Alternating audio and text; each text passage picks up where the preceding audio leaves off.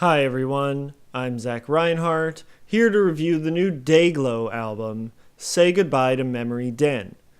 DYGL is a four-piece pop punk and pop rock indie band that's been kicking around for a few years now and has been one of the kind of staple pop rock bands of the Tokyo scene for me for a while. They've for a while now been putting out some just really nice, well put together, well written pop punk music that's succinctly written, straight to the point, and has a bit of a Strokes and kind of Killers-y influence to it.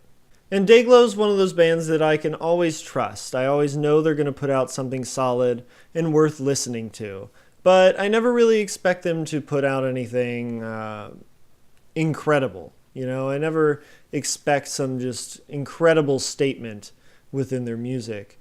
So when I saw that they were coming out with a new album, I was looking forward to it, sure, but I was kind of expecting like a 7 or 7.5, something that's solidly above average and a really enjoyable listen, but nothing incredible or outstanding. But I'm really happy to say that on this record, DYGL really exceeded my expectations, and this is by far their best work yet. Getting into the track listing here, we have the song Come Together that starts us off. It's not a Beatles cover, though that could have been cool.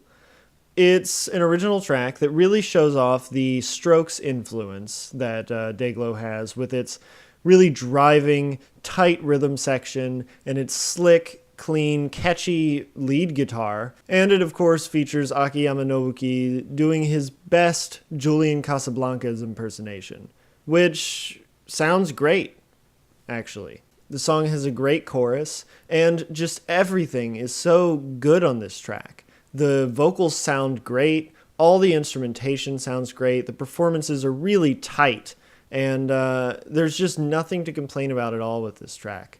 It's catchy, it's easy to listen to, and it's got a lot of energy, and it's got a lot of personality. This is a really strong start to the record, and it only gets better for the next 4 tracks up into a kind of little peak within the track listing, one of my favorite songs, Take It Away, which is track 4. This song has just a throbbing tom beat that builds into a really great groove throughout the whole song.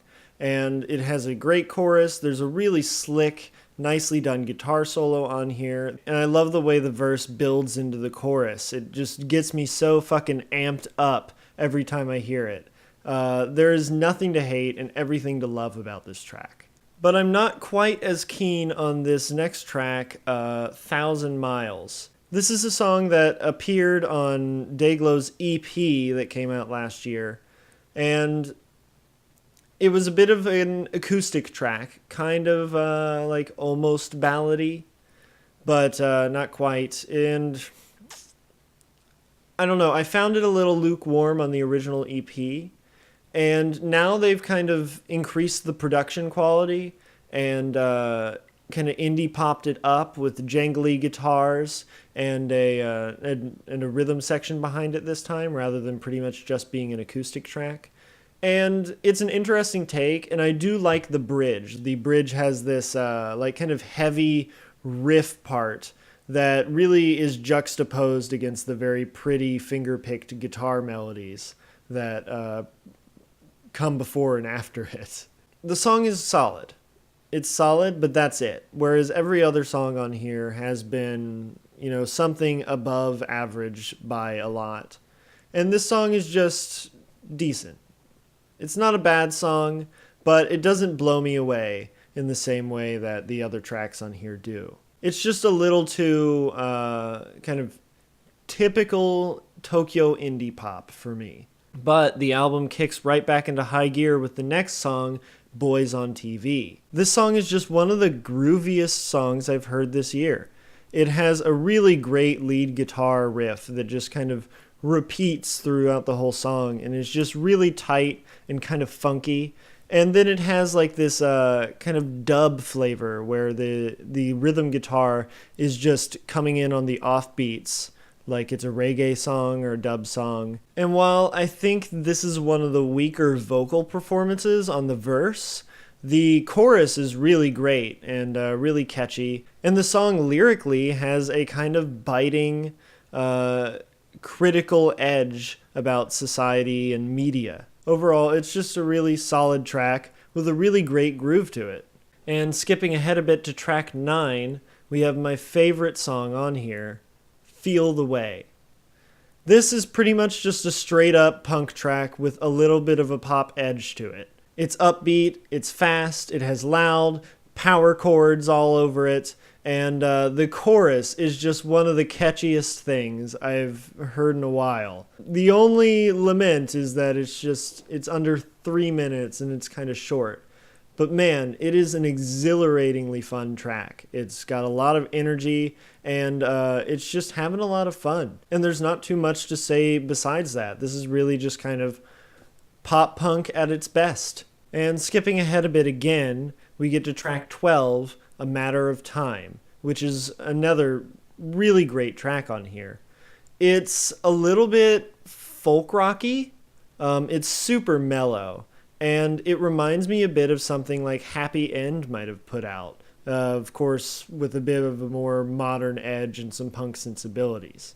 But it's got this kind of bluesy edge to it. It's a little folky. And man, is it smooth. There's some really great falsettos from Nobuki on here. And the song really tries its best to be really kind of mellow, kind of laid back, kind of understate itself. But it has a ton of presence regardless. And there's even a little bit of, I think I hear like some organ in the style of old Happy End tracks on here as well. And it's just a really great track that is damn smooth and has some really great vocal performances on here, as well as just everybody else is performing on here as well. The band is just super tight. It sometimes feels like they've just been playing these same songs for 20 years just because of how together and how well done they are.